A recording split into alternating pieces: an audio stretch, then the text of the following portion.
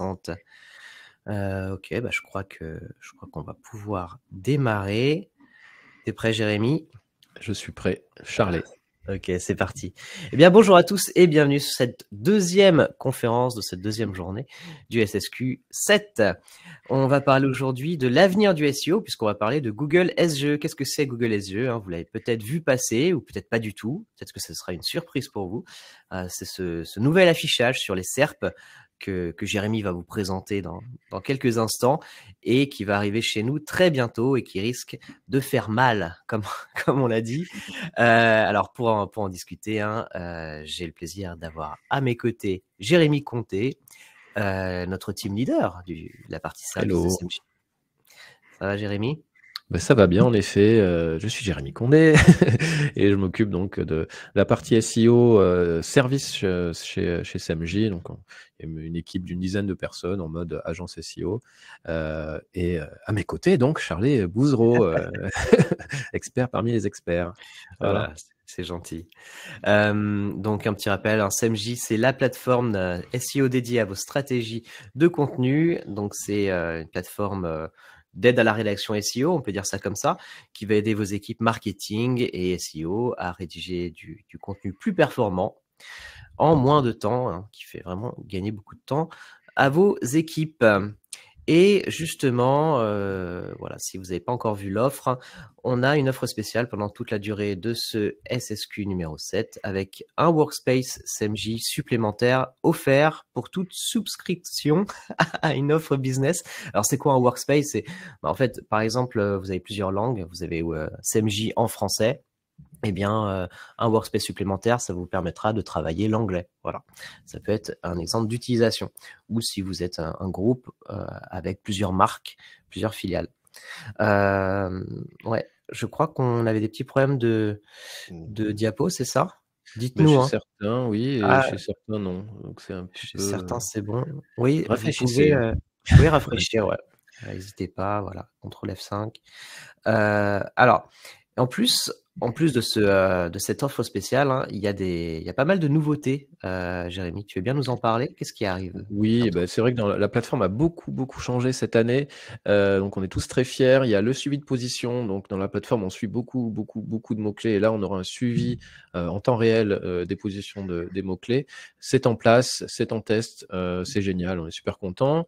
Évidemment, il y a la partie cocon sémantique hyper intéressante aussi. Vous mettez un mot-clé, on vous donne plein d'idées de contenu pour rédiger un cocon sémantique. Et puis, c'est écrit en deuxième, et je le dis tout à la fin parce que c'est le plus important, c'est la partie Atomic Content. Vous avez un mot-clé, vous appuyez sur un bouton et ça vous écrit, ça vous rédige un contenu en quelques secondes et un contenu de qualité qui répond aux critères qui sont attendus dans la plateforme, évidemment ces critères de Google, avec une très bonne note du Content Score. C'est super chouette. Testez-le, demandez des démos, c'est assez bluffant. Et d'ailleurs, à ce sujet, connectez-vous sur LinkedIn parce qu'on va avoir une petite information qui sort ce matin. Grâce à Atomic Content, on va entrer dans un programme. J'en dis pas plus, j'ai pas le droit. De belles choses qui se préparent. Eh bien, merci, Jérémy. Alors voilà, sans plus tarder, on va rentrer dans le vif du sujet. Alors, la base des bases, hein. Qu'est-ce que c'est Google SEO? Est-ce que tu peux nous faire un petit tour d'horizon? Oui, c'est tout à fait le but. Est-ce que SGE, c'est le monde de demain? On va le voir. C'est en tout cas hyper intéressant, ces changements. Mais avant d'expliquer ce que c'est Google SGE, il faut quand même avoir en tête que on n'arrive pas à Google SGE par hasard. On arrive à Google SGE parce qu'il y a eu un travail de fond qui a été fait autour de l'IA par Google au sein de sa division Search. Donc évidemment, c'est quand on fait une recherche, on est dans la division Search de Google. Il y a eu dès 2015 l'intégration dans l'algorithme RankBrain, et puis au fil des années, d'autres sont arrivés. L'un des derniers en date, c'est MUM, qui est l'algorithme le plus intéressant aujourd'hui, le plus puissant, qui est plus puissant que BERT, par exemple, 1000 fois plus puissant, dit-on. Et l'idée derrière, c'est qu'on est plus capable, enfin Google est en tout cas plus capable de comprendre les combinaisons entre les mots, la complexité des idées, ce qu'il y a derrière, donc il va mieux comprendre le langage. Et là où ça change avec MUM, et pourquoi j'insiste un peu dans MUM, parce que MUM est intégré dans SGE, c'est un algorithme multimodal, ça veut dire qu'il va être capable d'analyser pas seulement des textes, mais aussi des images, des sons, des vidéos à terme, etc. Donc c'est extrêmement puissant et extrêmement, évidemment, intéressant pour avoir des meilleurs résultats. SGE, donc, il y a une base de MEM, mais il y a aussi, c'est une IA générative. Donc, en 2 mots, on a l'habitude de ce que c'est, mais en 2 mots quand même pour ceux qui ne savent pas, une IA générative, c'est une IA qui est capable de générer une réponse à une question qu'on pose textuellement ou oralement, et elle va générer une réponse soit par texte, soit par image, soit par musique, soit par vidéo. Donc là, j'ai mis des noms, testez, c'est super intéressant, super rigolo. Tu m'enlèves, hop, ça a changé, pardon. C'est super intéressant, super rigolo, je me répète. Moi, j'ai pas mal testé la musique. Si vous aimez la musique, même si vous y connaissez pas grand-chose, on peut faire des choses assez sympas musicalement. Tester, vraiment, c'est cool. Voilà, allez, Google SGE, on y va. C'est quoi? Bon, c'est comme son nom l'indique, c'est une expérience de recherche générative en français qui est poussée par Palm 2. Donc Palm 2, en fait, c'est l'algorithme, enfin, c'est l'intelligence artificielle de Google liée au langage. Donc c'est l'équivalent de GPT-4 d'une certaine façon. Et donc MOM, et c'est une fonctionnalité qu'on voit apparaître en haut des SERPs de Google et qui va fournir une réponse qui est générée par une IA. Donc on va vous faire une démo pour vous montrer tout ça. Aujourd'hui, c'est seulement disponible aux États-Unis. Et je peux revenir en arrière si vous voulez. Faites un screenshot si vous le souhaitez. Hop. Et tout simplement, ce qui est intéressant, c'est qu'aujourd'hui, on a pu le tester, nous. Alors, on ne nous a pas amené aux États-Unis pour le tester, bien entendu. On nous a seulement connecté, enfin, on s'est connecté via un VPN, bien entendu. Et c'est une IA qui va permettre de mieux comprendre le langage conversationnel. C'est l'objectif de ces IA. Et puis de mieux fournir aussi des résultats. Et d'autant plus dynamique. Voilà pour ça. Donc on va vous montrer parce que c'est quand même plus clair. Je pose une question. Voilà, c'est quoi les meilleurs albums jazz en 2023? Google SGE va me générer une réponse. Voilà. Aujourd'hui, alors là c'est l'affichage qu'il y a aujourd'hui, mais il change beaucoup l'affichage. D'ailleurs non, c'est même pas l'affichage qu'il y a aujourd'hui, ça a encore changé. Ça change tous les jours. Ça change tous les jours, c'est insupportable de préparer cette conférence, ça a changé tout le temps, c'était compliqué. Mais voilà, mais en tout cas, on va avoir une réponse, on cliquera sur le bouton et on pourra voir entièrement la réponse, comme ici. La réponse est intéressante, donc il nous génère une réponse ici textuelle, il nous donne les sources et puis il va aussi nous mettre des questions supplémentaires. Et alors, on n'invente pas la poudre en disant ça. Évidemment, traiter ces questions sur vos sites, si vous êtes intéressé évidemment par le sujet, ça sera essentiel parce que c'est des questions qui font sens pour Google, qui sont posées par les utilisateurs. Par exemple, quelle est la meilleure année pour le jazz? Quels sont les meilleurs albums aussi? Mais là, c'est intéressant, vous répondez à ça, les gens s'y intéressent, ils cliquent et vous ressortez. Donc, tout l'enjeu pour nous, c'est évidemment d'apparaître ici dans les sources, pour avoir du clic. Je disais que ça a changé, voilà. Aujourd'hui, quand on fait... Alors, hier, quand je fais un test sur la même requête, c'est cet affichage que j'ai là, désormais, avec des images, des bouts de texte comme ça. Voilà, Google fait des tests constamment depuis qu'il a mis en place SGE. Non seulement il donne des résultats de meilleure qualité, mais il fait des tests d'affichage. Donc, ça change beaucoup. Il y a 2 façons donc d'afficher SGE. Il génère automatiquement une réponse, on clique sur le bouton Show More comme je vous l'ai montré, ou alors il va donner une réponse toute simple, traditionnelle avec une SERP, mais il va mettre un bouton générer où l'utilisateur va devoir cliquer sur le bouton générer pour avoir la réponse. Donc là, c'est une autre approche justement pour cela, et je vais vous faire une démonstration, ça sera beaucoup plus simple. Allez, c'est parti. Dans le chat, donnez-nous des idées de mots-clés, alors en anglais, et puis on va vous montrer en gros à quoi ressemblera votre SERP dans 3 mois. Voilà, bon. Donc, en attendant que tu trouves des mots-clés, on va prendre au hasard un mot-clé qui ne nous concerne pas vraiment, hein, bien entendu, mais qui concerne beaucoup de gens. Et hélas, peut-être un peu nous aussi. Il y a du mot-clé, voilà. Donc, comment perdre le gras du bid, hein, pour le dire comme ça? Google nous génère tout simplement une réponse, et comme vous pouvez le voir, on va avoir une SERP assez traditionnelle, alors traditionnelle américaine, hein, parce que quand on se balade sur les SERP américaines, elles ne sont pas forcément comme celles qu'on a en France. Donc là, jusque-là, ça OK. Mais évidemment, il y a ça qui change. Donc, on clique sur Show More et on va avoir ici des sources. bien entendu, multiples, hein, il n'y en a pas que 3, il en donne plusieurs. C'est des sources qu'on va trouver, Charlet vous le dira, je ne vais pas trop spoiler, mais pas forcément dans les premiers, premiers résultats. Et ça, c'est nouveau. Je ne l'avais pas vu, me semble-t-il, les autres fois. Il nous a intégré une image aussi. Ouais. Voilà, du texte, du conseil, tout simplement. Est-ce qu'on a des mots à tester? Énormément, donc là, je te laisse faire ton petit marché. On va peut-être Allez, en le faire 2 ou dernier, 3, mais j'ai un best meal for romantic date. Il y a des amoureux, c'est ouais, bien. c'est top ça. Alors, C'est un peu informationnel. Alors là, on n'a pas une réponse générée automatiquement. On peut lui demander, donc c'est bien. C'est un bon exemple à vous montrer. Hop. Alors, c'est un peu long encore, hein. Évidemment, ça prend beaucoup de ressources. Et comme vous le voyez, ça n'a pas marché. C'est la première fois que ça m'arrive. J'avoue, c'est l'effet Ça, du c'est direct. incroyable. Mais Non, là, vraiment en pas de plus, chance. l'idée, c'est de vous montrer que sur certaines requêtes, ça s'affiche comme ça tout de suite par défaut. Et sur d'autres, il faut cliquer sur le bouton générer. Il ne veut Et pas ça va travailler avoir. aujourd'hui. Ah, sur aucune? Ouais, alors qu'est-ce qui se Incroyable. passe? Non, mais c'est fou. C'est fou, hein, C'est ça fou, marche c'est tous les fou. jours. Voilà, je n'ai pas du tout gêné par ce qui est en train de se passer. Les gens sont habitués, hein. Ouais, je sais pas, c'est un peu relou, on va dire.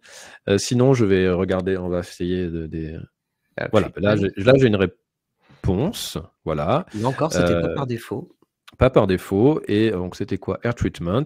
Donc, on va avoir une réponse qui est donnée là-dessus, et puis beaucoup de sources, enfin, beaucoup de sites qui vont être cités. Et là, ce qui est intéressant, c'est un très bon exemple, et c'est là aussi que SGE est très fort, c'est qu'il va nous donner des réponses très locales, très géolocalisées. Donc là, c'est intéressant aussi, si vous avez des enjeux de géolocalisation, eh bien, il faudra apparaître là, parce que SGE, là-dessus, il est plutôt bon. Et donc, voilà, on va assez loin. Bon, Ok. mais désolé, ça n'a pas marché autant qu'on le voulait.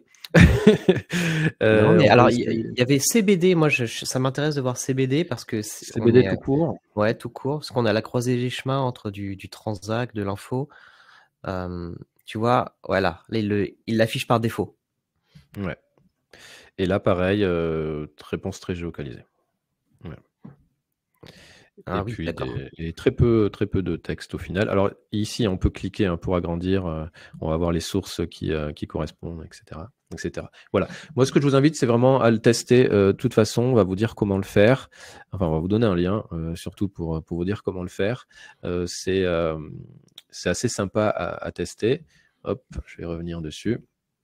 Et voilà. Et surtout, vous allez vite voir les limites aussi. C'est vrai qu'on a un peu peur, forcément, c'est nouveau. On se dit qu'est-ce que ça va changer pour nous. Il y a aussi quand même pas mal de limites à SGE, comment on va pouvoir le voir. Alors, quand on a préparé cette conférence, on a trouvé une étude qui nous disait que voilà, quand SGE est généré, généralement on a 70% de texte, 23% on a des résultats locaux, et puis on a aussi des produits dedans. Donc ça, c'est intéressant.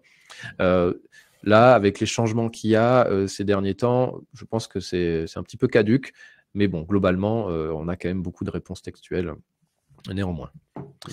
Quand est-ce que ça arrive en France? Évidemment, c'est la question importante. Vraisemblablement, ça doit arriver fin 2023 ou début 2024, donc c'est très large. Qu'est-ce que ça veut dire début 2024? Mais bon, c'est ce qu'on a comme information.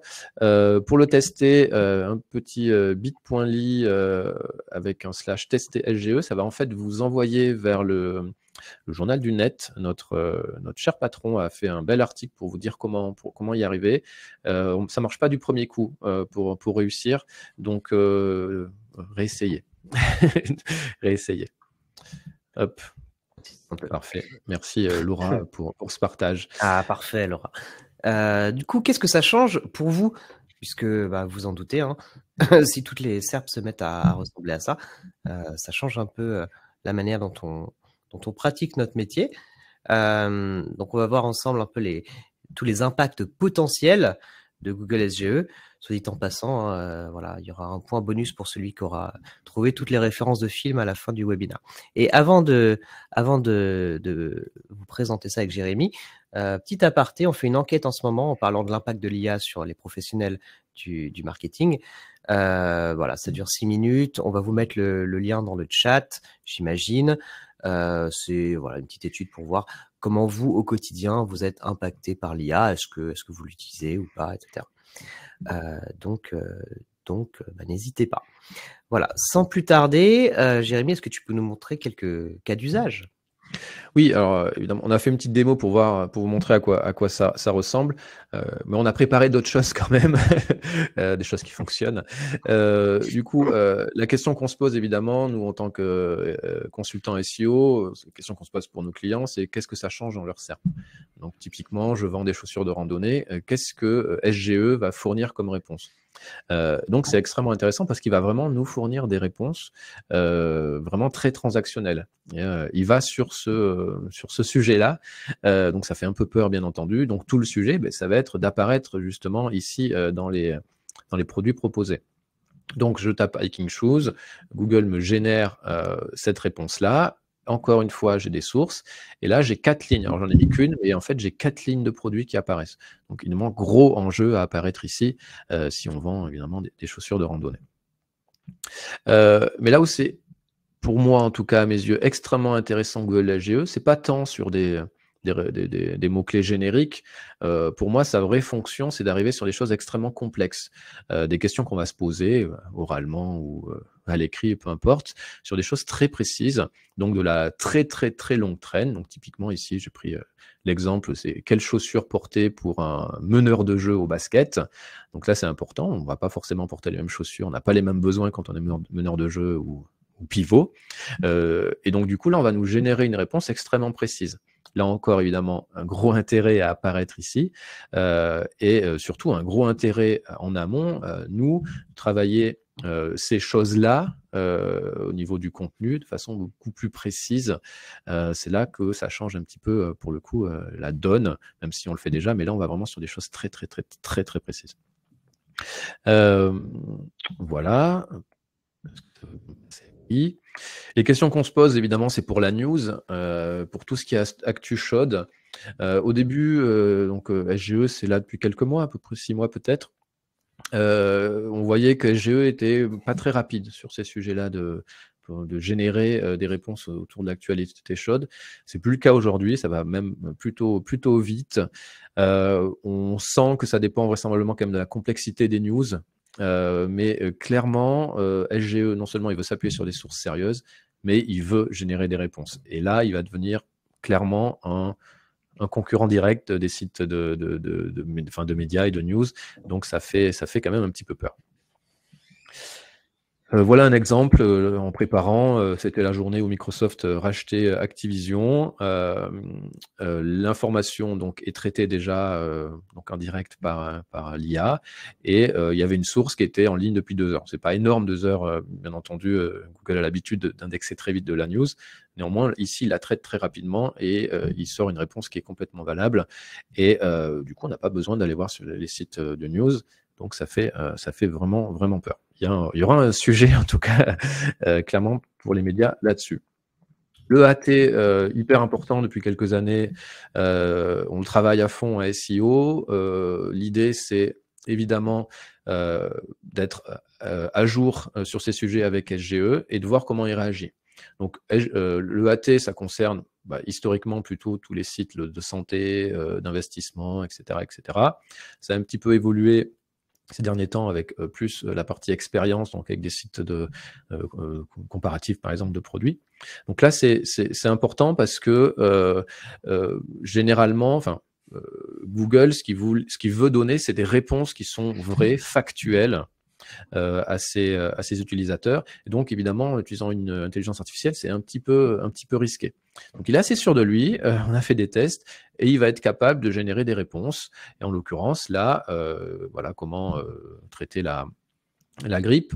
Là où c'est intéressant, c'est que quand même, la première chose qu'il dit, c'est seulement des informations, c'est pas un conseil médical. Donc, pour aller voir un médecin plutôt si vous êtes malade, quoi. On a fait des tests sur la santé, les investissements, et alors, test, c'est la partie comparateur, hein. Et là, ça fait vraiment, vraiment peur pour les sites qui comparent ou qui font des tests de produits. Là, clairement, on a les réponses directes, on a des pour, on a les contre, et clairement, on n'a plus besoin d'aller voir les sources. Ça risque de faire mal. Il va falloir certainement être créatif pour accompagner ces sites-là. Encore une fois, là, j'ai fait une requête autour de l'investissement. On me dit je suis pas, c'est pas un conseil financier professionnel. Allez voir un professionnel pour vous aider. Voilà, donc il y a quand même encore un peu de bon sens. Et maintenant, j'ai assez parlé, c'est à toi, Charlie. Ouais, mais pour rebondir sur ce que tu disais, sur les sites de comparateurs, il va piller. Il va vraiment piller les ressources, quoi. Il va regarder à droite à gauche les articles et il va faire un peu une compilation de ce qu'il trouve. Et ça pose deux questions majeures. Donc les deux gros problèmes de Google SGE, hein, qu'on voit venir à des kilomètres, c'est déjà basiquement le problème des clics. Parce que bon bah voilà, quid de notre taux de clic sur la SERP, c'est encore un bloc qui apparaît. On avait déjà les positions 0, les pubs, les carousels vidéo, carousels images, etc. On va avoir un bloc SGE plus ou moins grand. Donc si SGE prend toute la place, est-ce que je dois m'attendre à une baisse des taux de clic? Et puis l'attribution. Très important l'attribution, c'est-à-dire est-ce que Google va citer les sources? Là, Jérémy vous a montré que c'était le cas parfois, c'est pas toujours bien le cas, ça n'a pas toujours été. On rappelle que SGE c'est en test depuis cette année et ça a beaucoup évolué. On va voir que ça n'a pas toujours été, enfin les sources n'ont pas toujours été mises à l'honneur. Et alors déjà on va s'intéresser à ce problème du taux de clic. Et rappeler un peu cette tendance du zéro clic, hein, si vous êtes dans le search marketing, bah ça vous l'avez certainement constaté, c'est une tendance qui est à la hausse depuis plusieurs années. Je vous renvoie à cette étude super super complète qui date de 2020, qui était menée à l'époque par SimilarWeb et SparkToro, donc la boîte de Rand Fishkin. Pourquoi elle est bien, même si elle est un peu datée? Bah parce qu'elle porte sur 5 billions de requêtes. Donc billions en notation française, pas américaine. Donc c'est bien 5000 milliards de requêtes. Donc on n'a jamais eu une étude aussi approfondie depuis. Et déjà à l'époque, en moyenne, 33% seulement des requêtes aboutissaient sur un clic. D'accord? Alors si ensuite on fait le distinguo entre desktop et mobile, on voit heureusement il y a des différences. Sur desktop, c'est environ 50% des requêtes qui aboutissent à un clic. Par contre, sur mobile, c'est un peu catastrophique. On n'est qu'à 22% des requêtes qui aboutissent à la fin à un clic d'un utilisateur vers un site internet. Voilà. Donc déjà, c'est très peu. Et puis on peut supposer que ça va aller décroissant. Et surtout avec l'apparition de SGE. Alors, petit historique, hein, il y a beaucoup de raisons à ça. On parle beaucoup de ça. Hein, Google se transforme en moteur de réponse. Donc déjà en 2012, on avait l'introduction du Knowledge Panel. Vous savez, hein, c'est là, je cherche Isabelle Autissier. Voilà, je vais avoir un résumé complet, une petite bio, ses liens réseaux sociaux, etc. Donc tout ce que j'ai besoin de savoir rapidement. Donc déjà, on avait une déperdition des taux de clic à cause de ça. Puis ensuite, ça s'est développé. Après 2014, on a eu tout ce qui est position 0, qui prenait beaucoup de place sur la SERP et qui ont mené à des diminutions des taux de clic. Et puis, depuis 2016, tout ce qui va être résultat enrichi sous des formes diverses et variées. Là, par exemple, si je cherche avis The Creator, j'ai même pas vraiment besoin d'aller cliquer sur des sites. Je vais avoir comme ça une agrégation de tous les sites d'avis qui vont me donner une note moyenne et qui prend toute la place sur la SERP. Donc c'est un peu voilà, c'est au niveau des taux de clic, on imagine ce que ça peut donner. Donc c'est un peu dans cette idée-là qu'on peut se dire que les taux de clic vont baisser encore avec SGE. La deuxième question, comme je vous l'ai dit, c'était l'attribution. Et là, je suis assez d'accord avec Rand Fishkin qui dit, alors là, il râlait, mais c'était vraiment au tout début de l'introduction de SGE. Il râlait parce que les sources étaient très peu citées, il n'y avait pas de lien. À part les 3 sources en haut à droite, mais dans le cœur du texte, il n'y avait pas de lien. Donc SGE était limité et vague dans sa manière de citer les sources. On n'avait que 3 sources en haut à droite affichées en même temps. Et puis en fait, la réponse texte, c'est juste un agrégat des contenus des différentes sources, mais on ne sait pas vraiment d'où vient quelle information.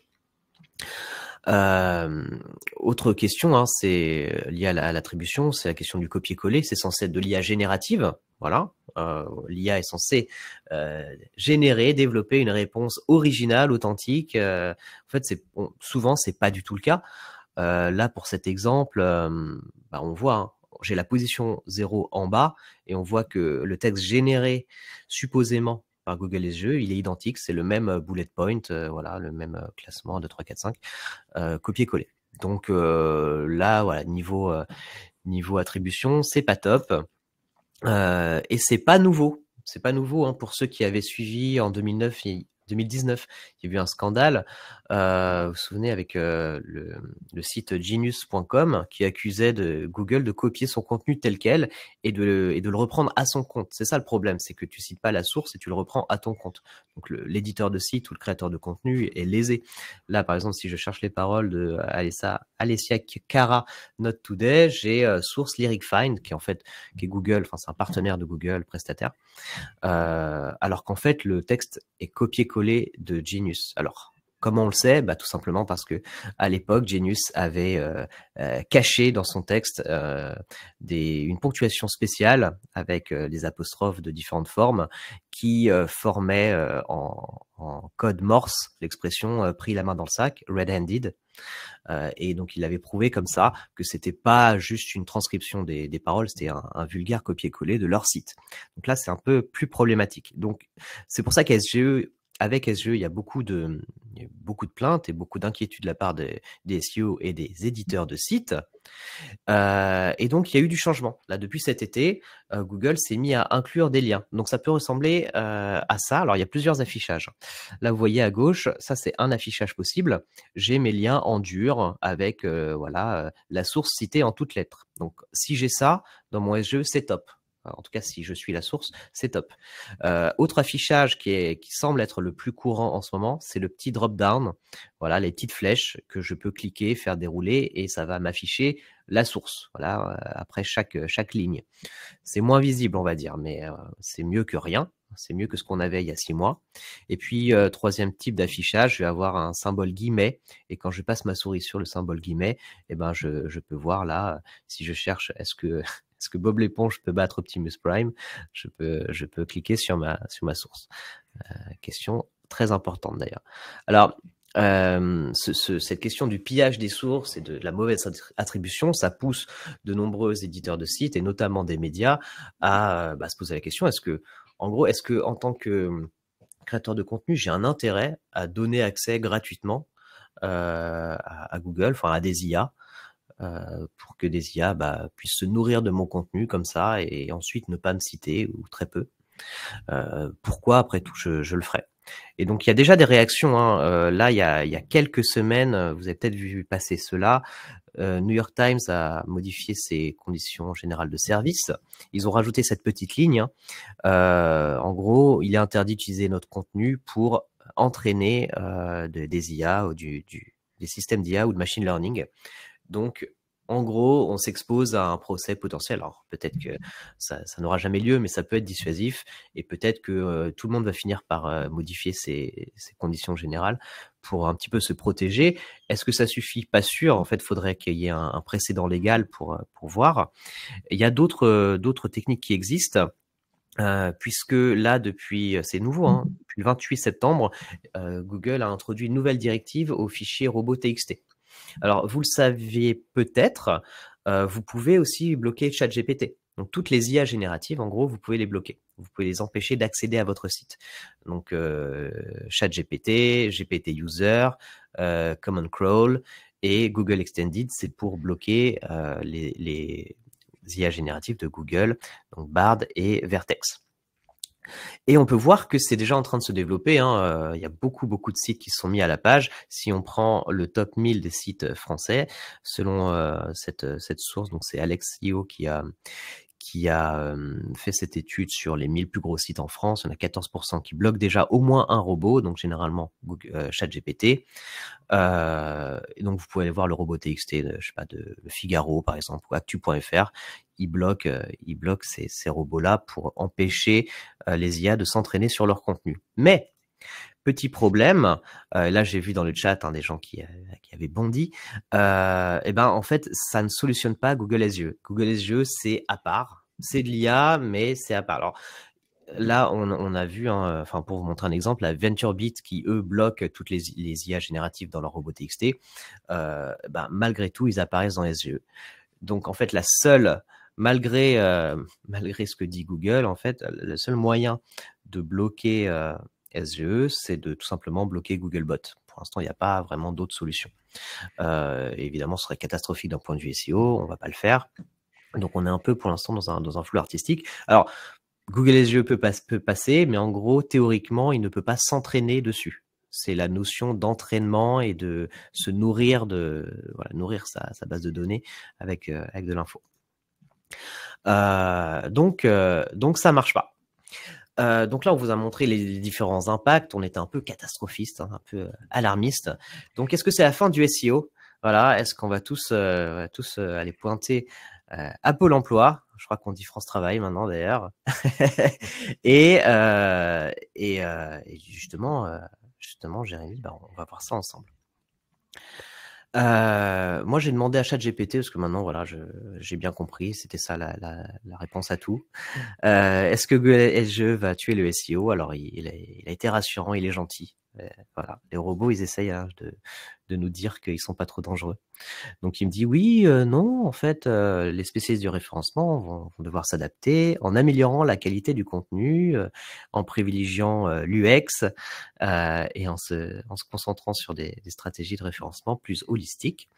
En fait, pour le coup, c'est bullshit, mais en fait, il a raison quand il dit en améliorant la qualité du contenu. Ouais, on va vers toujours plus de qualité, mais vraiment les contenus très qualitatifs vont très bien s'en sortir et la grande majorité des autres contenus risquent d'en pâtir. En gros, on peut le résumer comme ça, puisqu'on va finalement avoir que quelques sources qui vont ressortir au-dessus.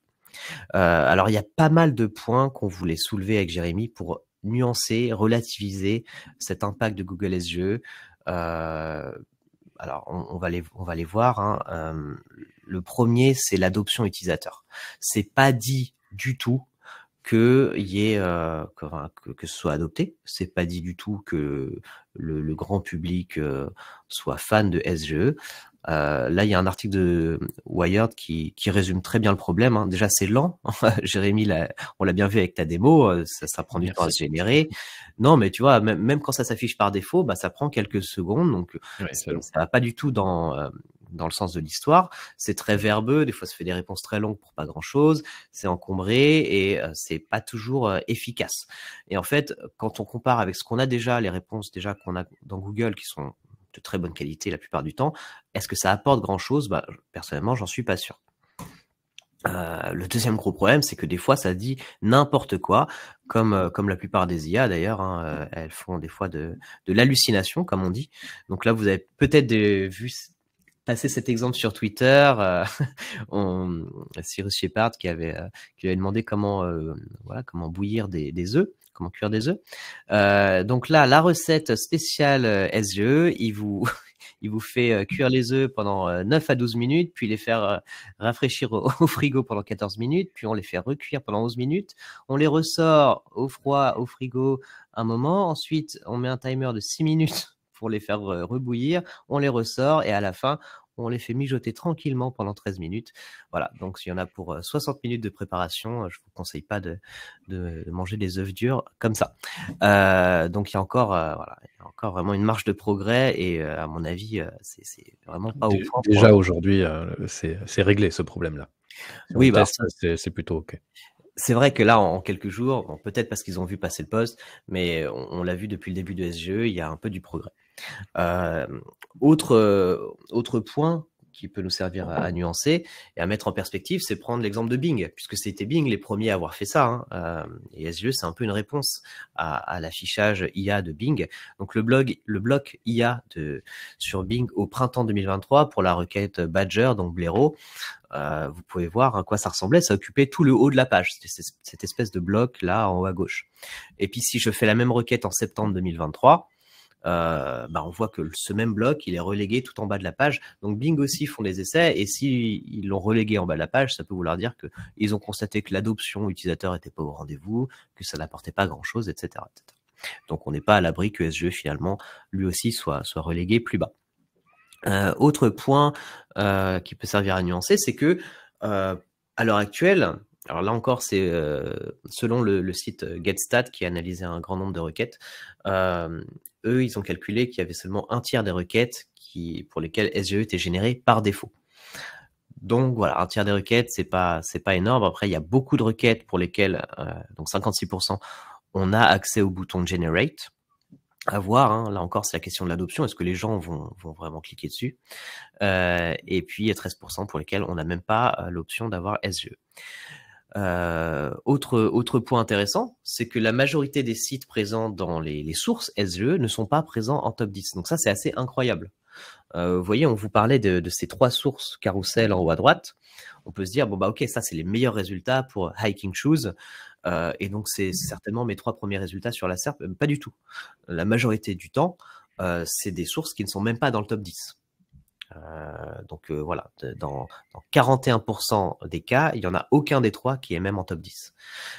Donc là, tout l'enjeu, comme tu l'as dit, Jérémy, ça va être, bah voilà, essayer de figurer dans ces top 3 là, comprendre, alors ça va être un peu requête par requête, mais comprendre quels sont les grands critères qui permettent d'être affichés là comme source, et ça va être des critères peut-être différents du SEO classique, enfin de la SERP classique, certainement liés à l'exhaustivité du contenu. On a généralement des contenus très riches et très longs qui sont affichés ici. Et puis autre point intéressant et qu'on va devoir surveiller, c'est les ads en fait. Donc alors là c'est pas tout à fait vrai ce screenshot, enfin on va dire que c'est pas 100% du temps. On a des cas où le Google Ads est affiché après le bloc SGE, voilà.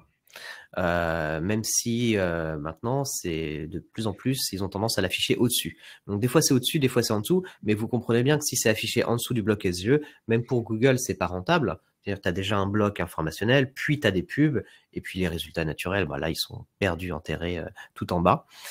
Et donc même pour Google ça peut pas être viable. Cette manière-là d'afficher de toute façon, à mesure où ils encombrent la SERP avec de nouveaux éléments, ça perd aussi des parts de marché pour leur ads.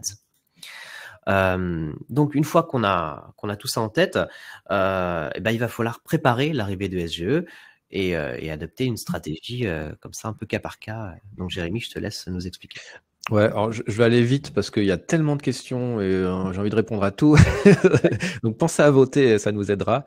Mais en gros, clairement, il faut s'adapter. On n'a pas le choix. Et de toute façon, un bon chef de projet SEO, c'est quelqu'un qui sait bien s'adapter. Déjà, le premier travail à faire, ça va être de voir est-ce qu'on a SGE qui s'active ou pas sur nos mots-clés cibles. Ça, c'est quand même extrêmement important. Donc là, on a essayé en fonction des mots-clés qu'on peut avoir chez certains de nos clients, etc. Voilà, je vends une voiture. Qu'est-ce que j'ai comme résultat? Aujourd'hui, j'ai un bouton. Voilà. Mais si je cherche une voiture, par exemple, à New York, là, j'ai un résultat automatique. Donc, on revient à ce que j'ai dit tout à l'heure avec des résultats très localisés qui sont générés par SGE. Ici encore, on a le cas pour des voitures d'occasion. Typiquement, je vends des pyjamas pour hommes. Là aussi, on va avoir une réponse étonnamment. En tout cas, ça m'a étonné. On va avoir une réponse qui est générée automatiquement avec plein de produits de pyjama pour les hommes, etc. En revanche, quand on regarde, alors ça va un peu répondre à des questions qui ont été posées. En revanche, sur l'assurance vie, sur des crédits, sur des assurances voitures, etc. Mais là, on a rien du tout aujourd'hui. Ça peut changer, bien entendu. Là où on voit qu'il est un petit peu mis en défaut, si je demande une recette pour carbonara, on va avoir un bouton. Mais si je mets spaghetti carbonara recette, là, j'ai rien. Alors que clairement, l'intention reste quand même la même. Donc, ce qu'il faut avoir en tête, c'est que il faut surveiller, il faut monitorer les mots-clés, il faut savoir est-ce qu'en effet on a un bouton, comment ça nous impacte, est-ce que c'est généré automatiquement, comment ça nous impacte. Et là, de fait, il faudra être un petit peu créatif pour trouver des solutions, trouver peut-être d'autres mots-clés ou aller à fond pour apparaître dans les sources, ce qui n'est pas le plus simple, bien entendu. Mais c'est possible. Je l'ai dit, depuis qu'on a préparé, on a eu beaucoup de mises à jour. Il y a une semaine, on voyait SGE quand il apparaissait, on voyait là sur la gauche, on voyait ça, donc on ne voyait plus rien, ça prenait tout l'écran. Voilà. Et Google a quand même pas mal modifié la chose. Donc c'est quelque chose qui est, le message, c'est que c'est quelque chose qui est toujours en mouvement, SGE, donc c'est quand même un petit peu difficile de dire ce qu'il faut faire exactement. En tout cas, ça encombre les SERP, ça c'est sûr, malgré tout. Et ce qui arrive bientôt, on n'a pas pu le tester, on était un peu frustrés, c'est qu'on va pouvoir lui demander de dessiner, de créer des images pour nous. Donc là, le test qui a été mis sur le blog de Google, c'est voilà, dessine une image d'un capybara en train de préparer le petit déjeuner avec un chapeau de chef sur la tête et voilà, il génère ce genre d'image. C'est intéressant et là, c'est vrai que ça va être extrêmement rigolo et on va pouvoir créer des prompts pour générer des images comme ça, complètement uniques et c'est quand même quelque chose que Google souhaite de plus en plus. Si on a marre des catalogues de photos. Et pourquoi c'est important pour Google? Ben, c'est extrêmement, évidemment, c'est un enjeu fort pour eux. Parce que pour eux, c'est une vraie transition vers quelque chose de nouveau. Le big boss Sundar Pichai nous l'explique dans une chouette interview sur Wired.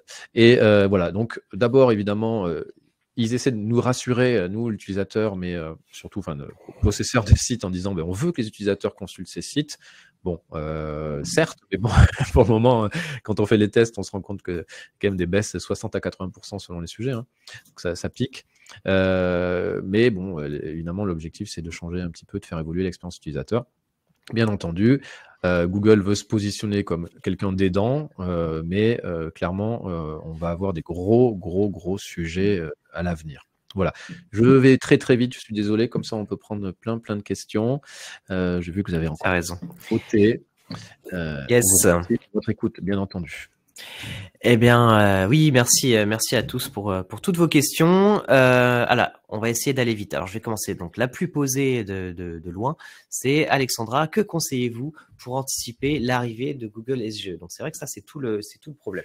Je vais répondre à une partie. Peut-être, Jérémy, tu pourras compléter ma réponse. Pour moi, déjà, la première chose à faire, je vais passer un peu les slides. La première chose à faire, c'est ça. Alors, quelqu'un a dit que oui, c'était chronophage à faire manuellement. Vous n'êtes pas obligé de le faire pour toutes vos requêtes, mais il y aura des outils qui le feront bientôt. Et bientôt, il y aura certainement, voilà, il y aura des plugins, j'imagine. Mais déjà, commencez donc. Inscrivez-vous sur SGE, commencez à le tester, et puis regardez pour vos requêtes en anglais et préparez-vous à faire une petite catégorisation de celles qui génèrent ou pas par défaut le SGE. Qu'est-ce qu'il faut retenir? C'est Eh bien voilà, il est parti, un vrai rage kit. Donc moi, juste pour prendre le relais, la vraie question, enfin la vraie réponse pour se préparer à son arrivée, c'est bon, continuer à faire des contenus de qualité et je vous invite aussi à aller faire des contenus avec beaucoup, enfin en utilisant des entités. On a fait un webinaire en mars là-dessus.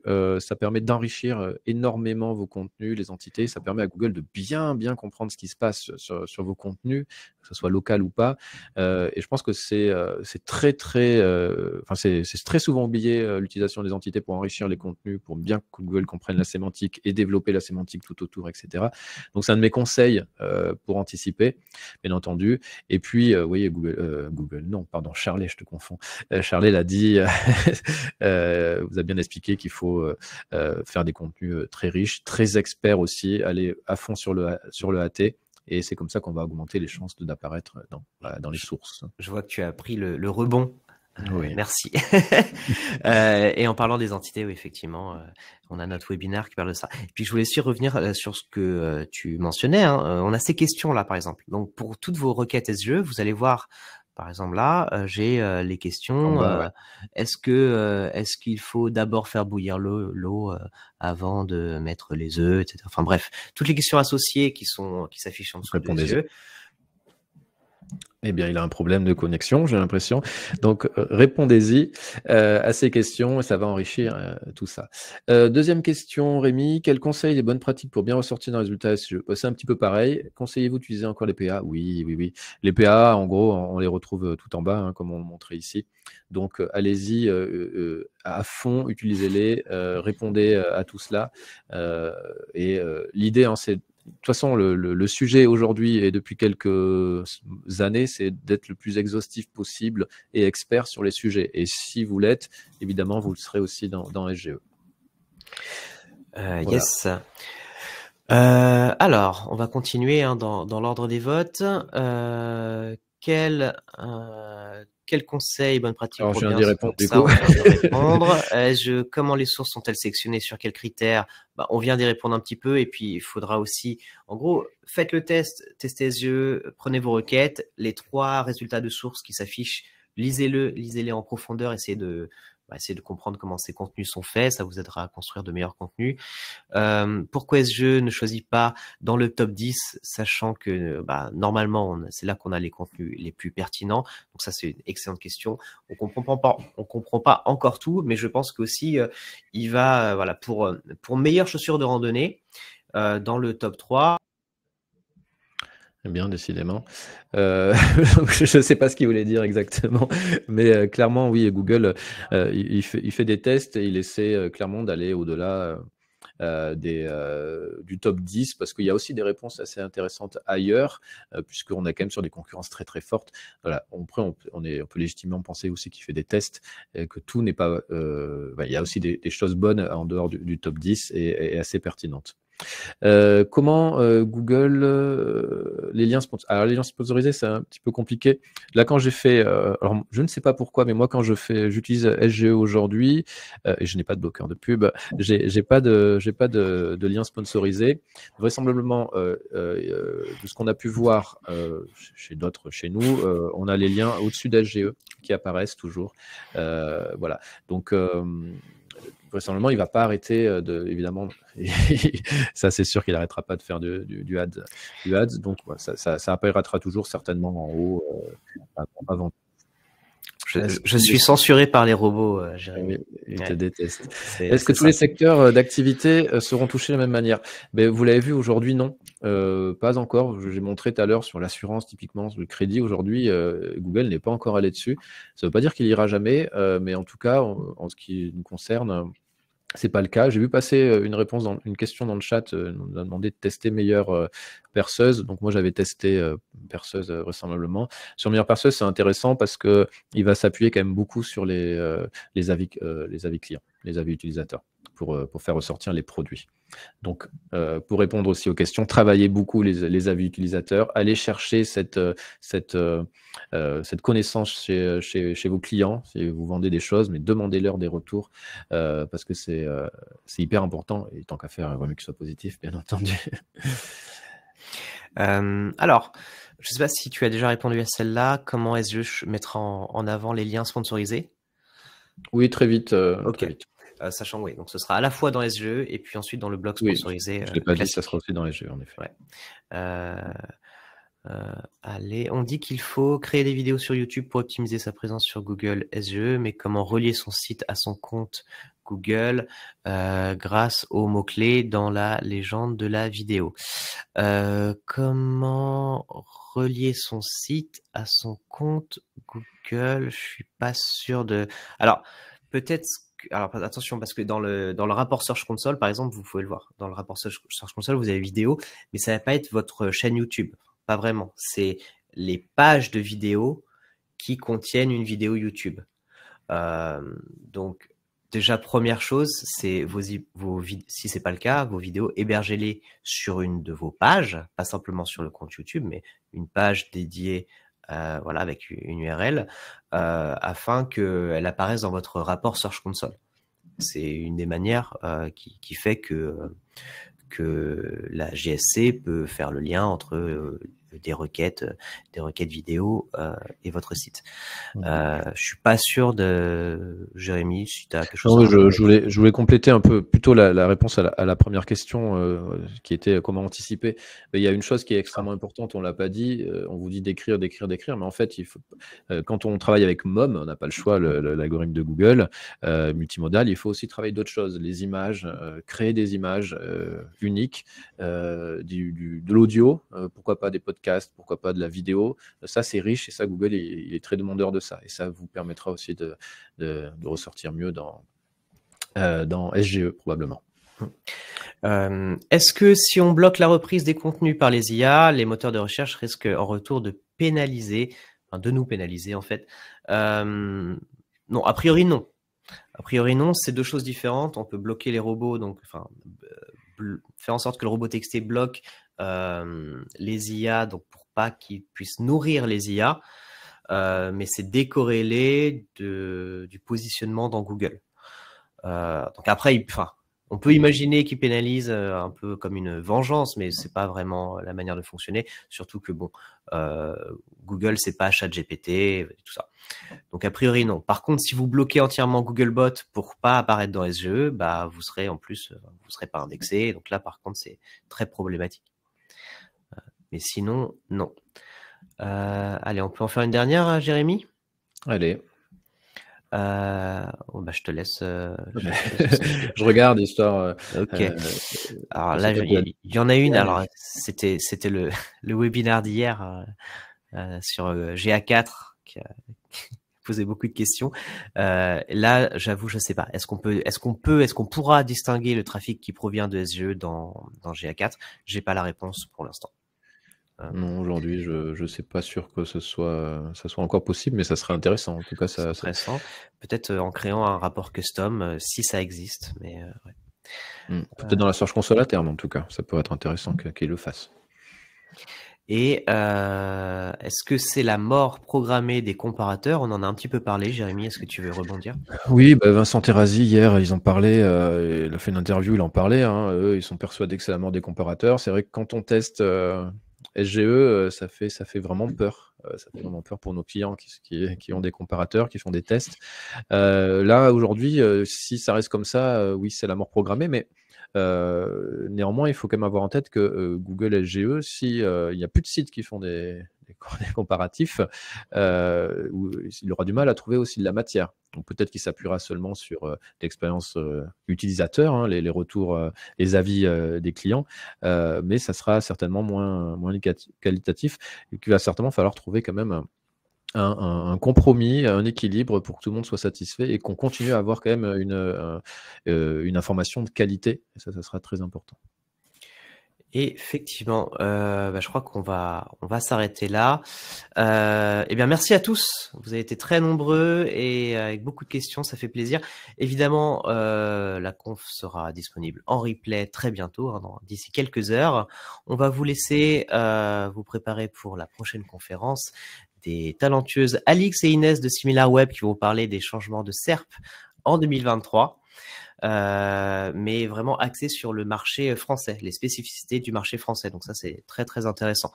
Et puis, bon, je vous rappelle l'offre spéciale, un workspace supplémentaire offert sur SEMJ pendant toute la durée de ce SSQ. Merci à tous, passez une très bonne journée. Et puis à ce soir pour le grand quiz. Salut Ciao. Jérémy. Ciao.